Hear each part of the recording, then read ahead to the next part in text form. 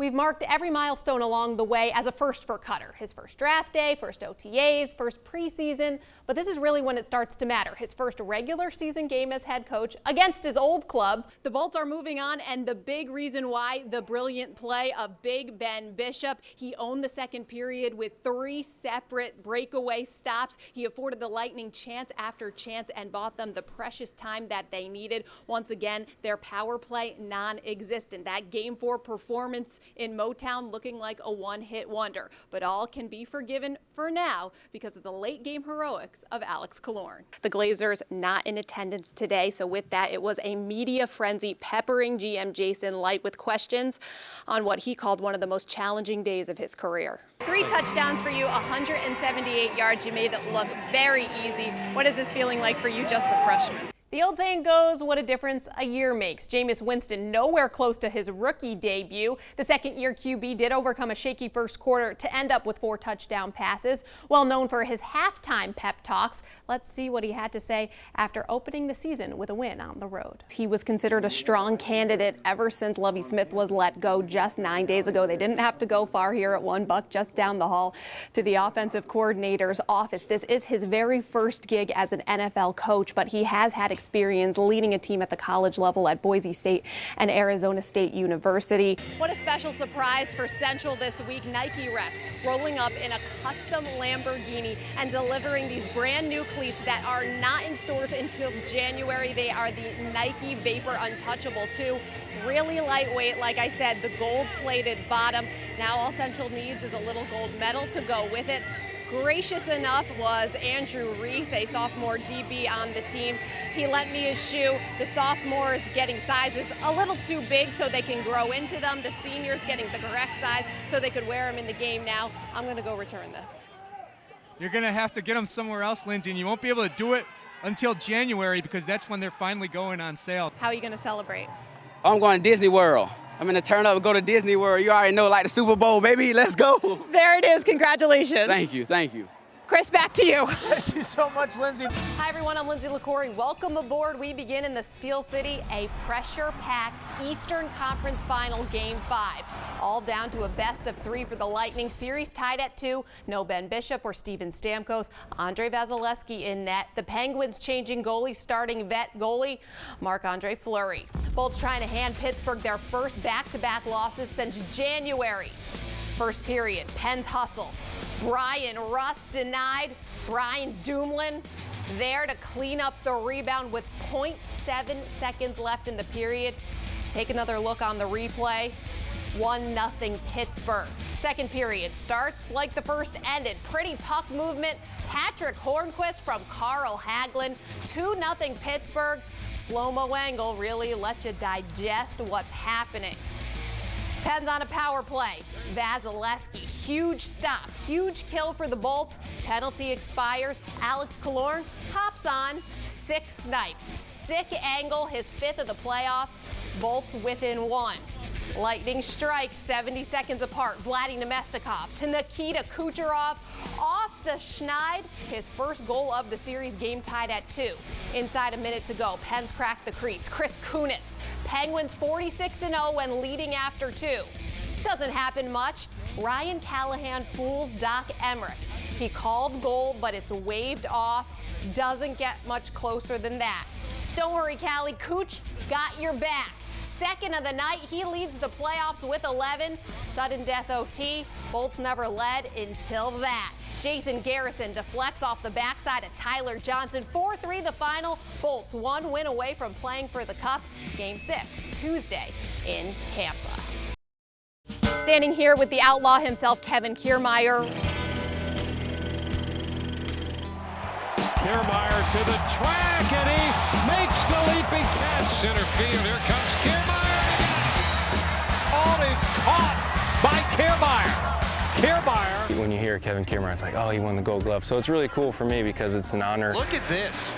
The ups fully extended. You know, here I am with a Gold Glove and Platinum Glove after my first full year in the big leagues. Having this cool little gold emblem on my glove. Now it's on every glove the rest of my career, so I'm very happy. But I'm not content. Kiermaier back to the wall, leaps, and he made the catch. Oh my goodness, what a catch by Kiermaier. How about a full speed demonstration here? Let's see what you got. All right. I'm going off you too. I'm putting the pressure on you, okay? All right, I got it.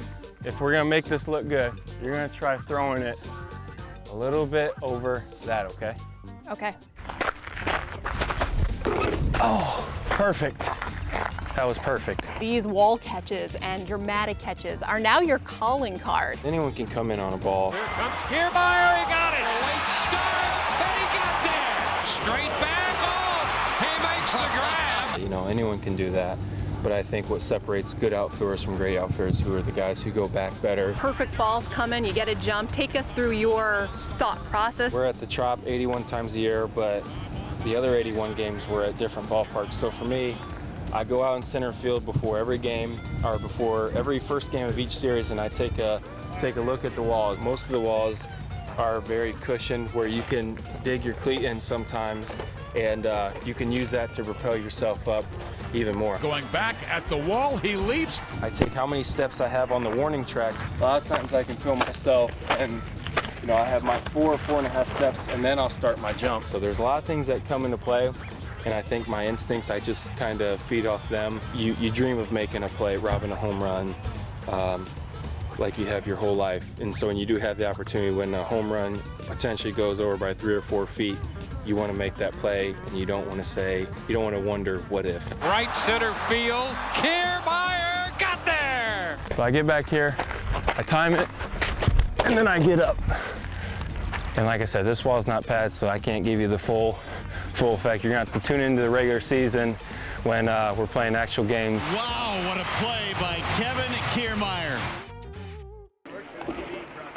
When Victor Hedman arrived in Tampa Bay from Sweden, he was just 18 years old. This community has been so good to me, and it's easy for me to want to give back. The star defenseman created Hetty's Heroes. Once a month, Victor buys out a suite to treat guests to a VIP experience. It's a no-brainer for me when I got this opportunity to do it, and you know, it's like I said, it's all about for them having fun. Whose turn tonight? How you doing? Top global leaders from Central Command and Special Operations Command at MacDill Air Force Base. For the international people, many of these people have never been to hockey. But for me, what it's about is making sure these people have a great experience of America. It's a very electric atmosphere. I like being here. I'm very excited. And this is the first time I'm seeing a live ice hockey game. The club wants to honor us, and we are very proud to be here, and we appreciate the invitation, so it's wonderful. In meeting the coalition, he got to realize what heroes these people were. We have 2 generals, one from Germany, one from Pakistan. We have a lot of colonels. We have Belgium, Korea, Bulgaria. Altogether, 20 people from 11 different countries coming together to cheer the Lightning, including some from Victor's home country. Tack så jättemycket, Victor, för att du gör detta. I told him that I'm very proud of him, that he's doing this, and I also told him that I'm very proud to be Swede and see him and Stroman play. The star treatment doesn't end in the suite. How are you? It spills over into a post-game meet and greet. You guys have a good time? Yeah. Everyone getting a signed jersey from Hedman himself. A lot of these countries are not the richer countries, so something like this is a very special memory that they're going to take home with them. It means the world to me to see them after the game and, you know, see the smiles on their faces, and you know, that makes everything worth it. From those smiles, it looks like the feeling's mutual. For BHSN, I'm Lindsay LaCory. Cole Eicher, a star midfielder for his club team, a huge soccer fan, just a normal kid growing up in St. Pete. 2 years ago, all that changed. Then, just 12 years old, he was diagnosed with a malignant brain tumor. There was no time to wait. Brain surgery was followed by 30 rounds of radiation, then 4 months of chemotherapy. That was good. Very healthy children can be the ones that are affected with childhood cancer. I had no idea. And while all that was happening, his favorite team, the Tampa Bay Rowdies, heard about Cole's battle. It wasn't just me, it was the whole team wanted to do something. And that's important that you know, guys pay attention to what's going on in the community, and and they do something about it. But what would it be? A visit from a star player? Maybe send him a souvenir jersey? No, the Rowdies came up with a better idea. They put him on the team. You sign your name there, and you're going to date him. What is official? Cole is an official member of the Tampa Bay Rowdies. It was a life-changing experience, actually, because it was cool. They signed Cole to an honorary contract, and it didn't take long for him to buddy up with Rowdies midfielder Keith Savage. He was my locker mate. He was sitting right next to me, so I made sure to tell him like this wasn't just a one-day thing. You know, we were going to be there for him for the long haul. It got my mind off of my cancer journey. When I always would come to a game, it would always help me get everything out of my mind. It's a relationship that has blossomed on and off the field. Cole has even had Rowdies players over to his house for dinner. We'll just hang out, play FIFA, soccer, and we'll just have a fun. Who wins? Mostly me, but yeah, that's what I thought. they're good on the field. Being yourself and just talk about soccer, about music. He loves the same music as I do, like rock music. He has guitars, I have a guitar. I played on his guitar. We had a great time. And you would never know how much suffering he was going through, what was taken from him. Such a good-looking, talented young man, and then all of a sudden his world's flipped upside down. And I get mad when I'm put on the bench or don't get to play. So he put things into perspective for me. Now the Ikers are rock stars at Rowdies games, and Cole, he's the mayor of Al Lang Stadium. He'll even give the team a pep talk on occasion. I love having them around. They encourage me. I encourage them. Sometimes you think about you have some problems during the day, and then you see, Cole, and just you forget about everything. This happened to him for a reason.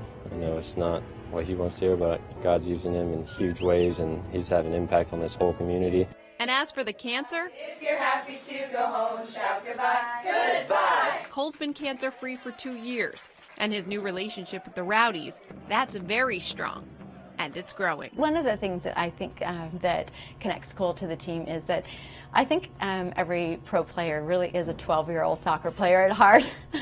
As a cancer survivor, Cole has a new mission. He's rallied the entire community of Tampa Bay in his cry for research and awareness for pediatric cancer, a message that has gone far beyond the Rowdies. In our final piece of this series, you will see how his story has reached others in the Tampa Bay sports community, including Steven Stamkos, Gerald McCoy, and Dick Vitale.